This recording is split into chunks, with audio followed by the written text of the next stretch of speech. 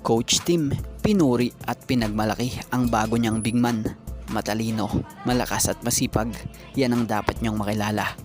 And Reyno Shine Elasto Painters Import na bago grabe kalakas at ka-athletic. Ang tanong, siya na ba ang makapagbibigay ng panalo sa Ross? So yan nga ang ating mga tatalakayin.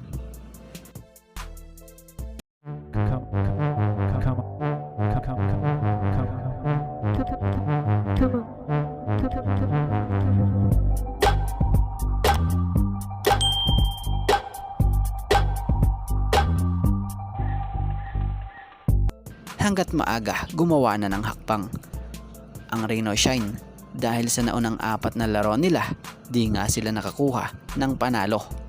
Sa hakbang nila, inuna nila na magpalit na ng import kahit na may magandang average sa game ito. Inalis na ng Ross si Dajuan Summers at ipinalit rito si Demetrius Treadwell. Ayon kay Coach Yeng, tansya niya na kailangan nilang ipanalo ang 5 sa 7 laro para makahirit kahit playoff sa quarterfinals. Si Treadwell, sa mga hindi nakakaalam may taas itong 6'7", may bigat or timbang na 236 pounds. May edad ito ngayon na 32-year-old. Pansin nyo yung bigat niya, akalain mong hindi ito maligsi.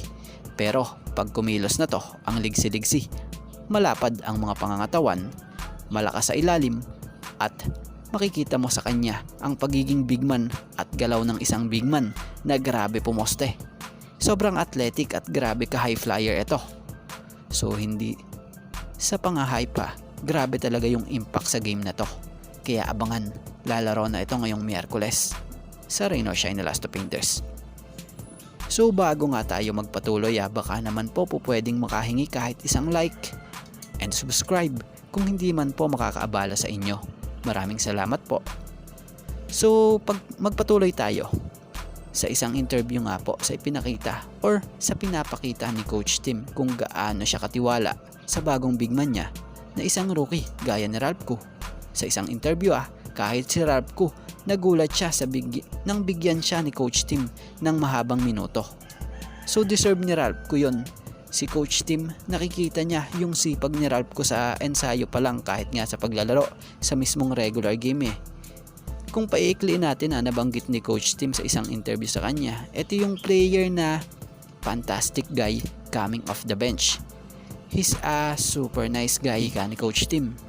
He's quiet but he's got a good eye. Ang mga ginagawa nga raw nito ay napakaganda lalo na sa pagpasa ng mga bola. Gumagawa siya ng tama at mahusay na desisyon. Ayon pa nga kay Coach Tim, he's a great shooter. Pero magandang araw yung ginagawa nitong decision especially sa depensa. With the rookie forward cracking the Ginebra rotation early this season, Koo is expected to earn more playing minutes from Cone. So yan nga, ito nga lang po muna mga ka-teammate ang ating sports pasada.